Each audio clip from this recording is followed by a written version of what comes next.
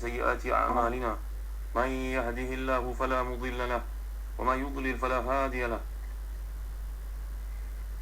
أشهد أن لا إله إلا الله وحده لا شريك له وأشهد أن محمدا عبده ورسوله يا أيها الذين آمنوا اتقوا الله حق تقاته ولا تموتن إلا وأنتم مسلمون يا أيها الناس اتقوا ربكم الذي خلقكم من نفس واحدة وخلق منها زوجها وبث منهما رجالا كثيرا ونساء واتقوا الله الذي تساءلون به والأرحام إن الله كان عليكم رقيبا يا أيها الذين آمنوا اتقوا الله وقولوا قولا سديدا يصلح لكم أعمالكم ويغفر لكم ذنوبكم ومن يطع الله ورسوله فقد فاز فوزا عظيما. أما بعد, saudara Nabi Ustaz Mahdi Syarudin, saya pendengar yang mulia Allah sekalian, alhamdulillah kita menyambung kuliah tafsir kita dan masih lagi membincangkan ayat 100 hingga 11 daripada surah Taha, iaitu firman Allah Subhanahu wa taala, a'udzubillahi minasyaitonir rajim, man a'rada anhu fa innahu yahmilu yawmal qiyamati wizra khalidina fihi wa sa'a lahum yawmal qiyamati himla. Barang siapa berpaling dari Al-Quran, maka sungguhnya dia akan mikul beban yang berat di akhirat kelak. Mereka kekal dalam keadaan itu dan sungguh buruk beban dosa bagi mereka pada hari kiamat kelak. Para pendengar yang dimuliakan Allah sekalian, sekarang tidak ada hujah bagi siapa pun untuk mengatakan bahawa saya mati dalam keadaan tiada Islam kerana dakwah tidak sampai kepada saya. Yang kamu dahulu di dunia sentiasa sibuk mencari sebarang bentuk perkara tentang kebaikan daripada kamu. Kamu belajar sampai peringkat tertinggi, tujuannya apa? Menjamin masa depan. Kamu masuk insurans, takaful. Kenapa? Kerana padanya ada kebaikan menjamin masa depan. Bukan orang Islam saja, orang bukan Islam pun masuk menyadari kebaikannya. Kamu beli rumah kenapa? Untuk meneduhkan anak daripada panas dan hujan. Kamu tidak masuk Islam kenapa? Apa nak jawab tuan-tuan yang mulia Allah sekalian? Kadang-kadang dalam fitrah kita yang Allah jadikan, fitratallahi lati fataran nasa 'alaiha. Allah telah fitrahkan Nabi manusia ini satu semangat merasakan diri perlu kepada Allah Subhanahu wa taala. Maka perasaan itu yang tidak dilayan. Tapi kalau bersifat nafsu, kepentingan diri, syahwat, masya-Allah, sebutlah apa jua bentuk hiburan ada di depan kita. Televisionnya, masya-Allah, dengan 4D, 5D, 6D, dengan mendengarnya pun masya-Allah. Kalau individu yang berada dalam TV itu batuk sekalipun, air liurnya boleh kena ke muka kita. Masya-Allah, tuan-tuan, hiburan, gembira. Tapi kenapa Islam tidak diikuti soalnya? Kenapa kebaikan hidayah tidak diusahakan? Berkaitan dengan perkara ini, saya teringat kisah seorang sahabat Nabi yang amat terkemuka dan besar khidmat baktinya, sumbangannya kepada Nabi Muhammad sallallahu alaihi wasallam, kepada Islam, tuan-tuan. Namanya Sa'id bin Zaid. Dulu kita ada bincangkan tentang syakhsiah yang hebat ini pada awal surah Taha yang lalu.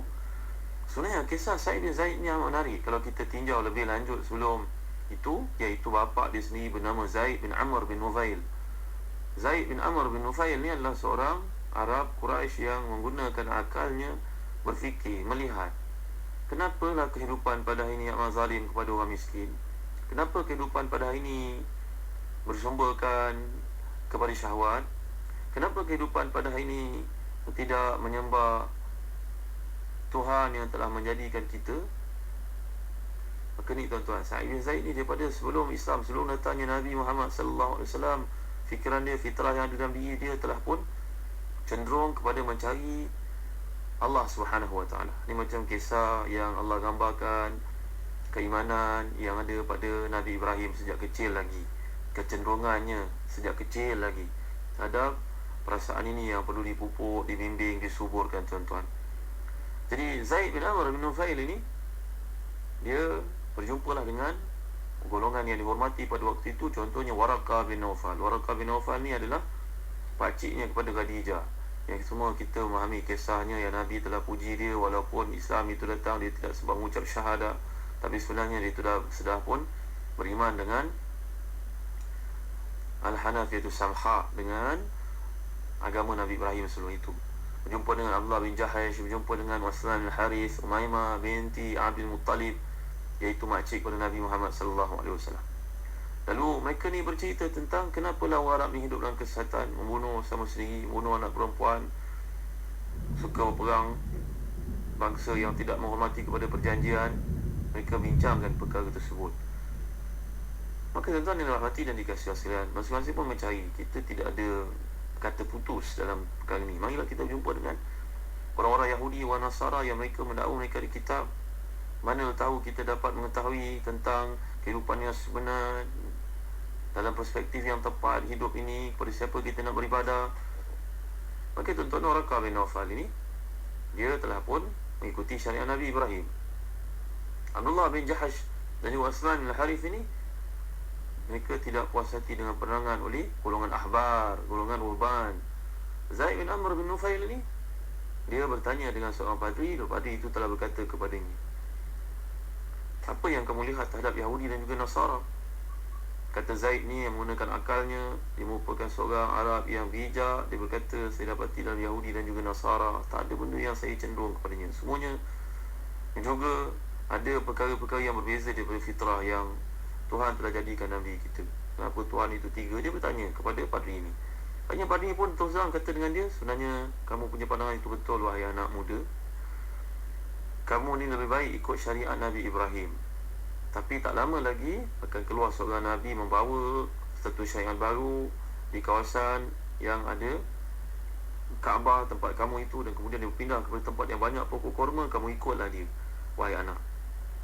Maka Zaid pulang, tuan-tuan, ke Mekah, tak sabar-sabar nak cari Nabi Muhammad SAW yang telah diterangkan kriterianya ini oleh padri pada masa itu, tuan-tuan. Ini cerita tentang bagaimana mencari fitrah, mengikuti fitrah dalam diri, tuan-tuan. Tapi takdir Allah SWT mengatasi segala-galanya. Bila dia dalam perjalanan pulang ke Mekah, tiba-tiba dia telah diserang oleh sekumpulan Arab Badui yang telah pun merampas hartanya dan membunuhnya sebelum dia sampai ke Mekah. Dan dia tidak sempat memeluk Islam. Tapi antara doa dia, tuan-tuan, yang disebutkan di situ, Allahumma in kunta haramtani min hadzal khair fala tahrim minhu ibni sa'idan. Ya Allah, kalaulah Islam yang telah disebut oleh padri ini satu kebaikan, aku tidak dapat mengikutinya kerana aku telah mati. Janganlah engkau haramkan Islam ini daripada anakku Sa'id.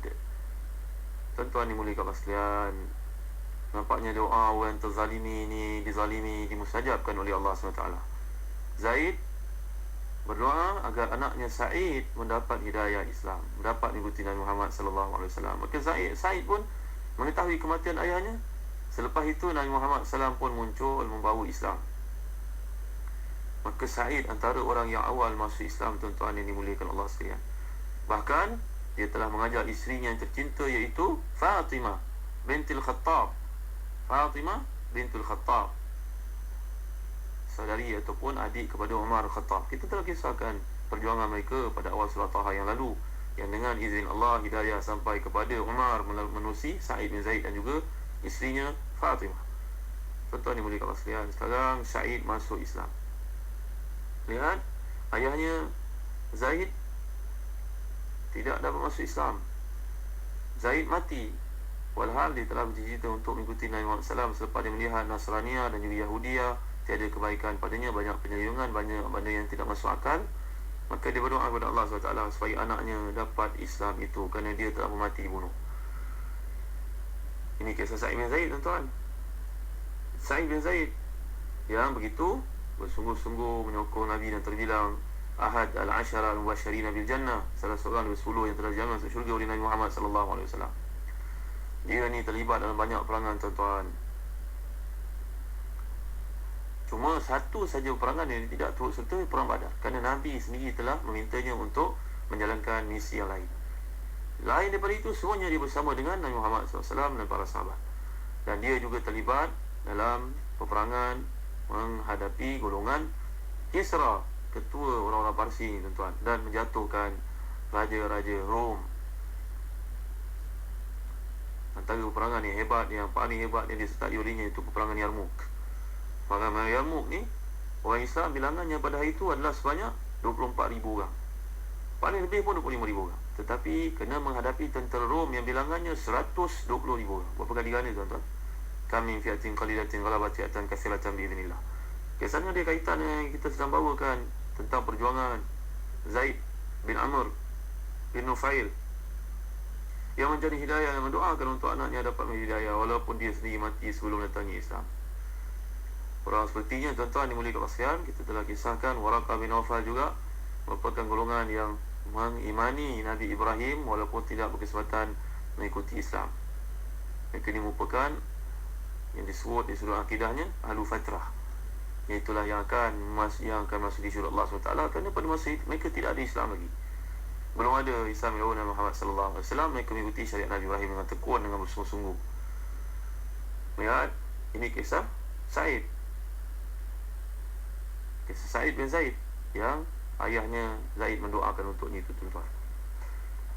Bayangkan peperangan yang telah disertai oleh Said bin Zaid ini menghadapi tentera Rom pada peperangan Yarmouk di Jordan. 20,000 orang lawan dengan 120,000 orang, 6 kali ganda lebih besar. Orang Islam ada dalam keadaan ketakutan yang amat sangat. Mulalah ditimpa rasa ingin lari daripada medan pertempuran. Maka bangunlah Abu Ubaidah Al-Jarrah radhiyallahu anhu, yang baru dilantik oleh Umar Khattab radhiyallahu anhu, mengambil tempat Khalid Walid. Berkatalah Sayyiduna Abu Ubaidah Al-Jarrah, Ibadallah wansurullah yansurkum wa yuthabbit aqdamakum. Hamba Allah, bangunlah, tolong agama Allah, Allah pasti menolong kamu, menguatkan kamu. Wahai hamba Allah, sabarlah, semuanya sabar itu merupakan penyelamat kamu daripada kekufuran terhadap nikmat Allah Taala, keridaan Tuhan kamu, dan juga menghilangkan keaiban daripada diri. Mulalah serang, halakan panah dan gunakan lembing, dan lawanlah mereka sehingga Allah menangkan kamu. Tuan-tuan yang dimiliki Allah sekalian, mulalah tentera Islam ni berperang dengan bersungguh-sungguh, berperang dengan penuh keyakinan, berperang dan yakin bahawa syurga di hadapan mereka, sama ada menang ataupun mati syahid. Tidak ada erti kekalahan dalam peperangan. Jadi Said bin Zaid ni, tuan-tuan, dengan doa ayahnya juga yang belum lagi datang Islam pada waktu itu, Said bin Zaid begitu hebat perjuangannya untuk Islam, sehinggalah Said bin Zaid ni mati dalam pembukaan Dimashq, Fath Dimashq, pembukaan kota Dimashq. Ini Said bin Zaid ni kita pernah kisahkan cerita tentang beliau. Tuan-tuan ingat tak kisah bagaimana penduduk Madinah ni menceritakan ada seorang perempuan bernama Arwah binti Uwais. Arwah binti Uwais ni telah pun mengatakan Said bin Zaid mencuri ataupun mengalihkan batu sempadan untuk kepentingan dirinya. Batu sempadan biasanya dialihkan untuk kepentingan diri. Tanah pokok durian termasuk ke tanah saudara di sebelah, alihkan batu sempadan bagi nampak pokok durian tu ada dalam tanah kita. Inilah kerja kebanyakan orang yang tidak beragama, tuan-tuan, orang fasik. Lalu Arwah binti Uwais ni telah menuduh Said bin Zaid, yang ayahnya kita kisahkan perjuangan untuk mencari hidayah ni, tuan-tuan, memburu hidayah Allah SWT ini. Dia menuduh, dia membawa kes itu ke mahkamah, yang mana hakim pada waktu itu Governor orang Islam, Amirul Mukminin Marwan bin Al-Hakam. Marwan bin Al-Hakam ni merupakan wali Madinah sebelum beliau menjadi khalifah. Selepas itu Marwan bin Al-Hakam ni seorang yang saleh, tuan-tuan, ni boleh Allah sekalian. Dia wali Madinah, dia Governor Madinah. Dia telah pun menghantar, maka Marwan telah menghantar sekumpulan orang ramai untuk bertanya kepada Said bin Zaid tentang muskilah yang berlaku. Ini sahabat Nabi. Marwan bin Hakam tentulah malu, takkanlah sahabat Nabi nak melakukan buatan yang keji, mengalih batu sempadan untuk kepentingan dirinya. Lalu Said hanya berkata, mereka melihat aku menzalimi. Orang Islam semua merasakan aku orang lelaki menzalimi orang perempuan ni. Bagaimanalah aku nak zalim pada seorang perempuan, sedangkan aku mendengar Nabi sendiri telah bersabda, man akhadha shibran min ardil muslimina tuyiqahu yaumil qiyamati min sab'i aradin. Siapa yang mengambil sejengkal bumi yang bukan miliknya, tanah yang bukan miliknya, hari kiamat akan diempap dengan 7 lapisan bumi. Dalam kubur besok diempap dengan 7 lapisan bumi, tuan-tuan. Allahumma innaha qad za'amat anni zalamtuha, fa in kanat kadhibatan fa'ami basaraha wa alqiha fi bi'riha allati tunazi'uni fiha, wa adhhir min haqqi nuran yubayyin lil muslimin anni lam azlimha. Doa Said bin Zaid ni mustajabkan Allah, tuan-tuan. Ya Allah, semuanya perempuan ni menuduh aku menzaliminya, dan semua orang percaya kepada kata-kata ini. Bagi aku, orang tua seperti ini yang tidak punya kudrat yang banyak, kemampuan sudah terhad, dia menuduh aku mencuri tanahnya, merampas haknya.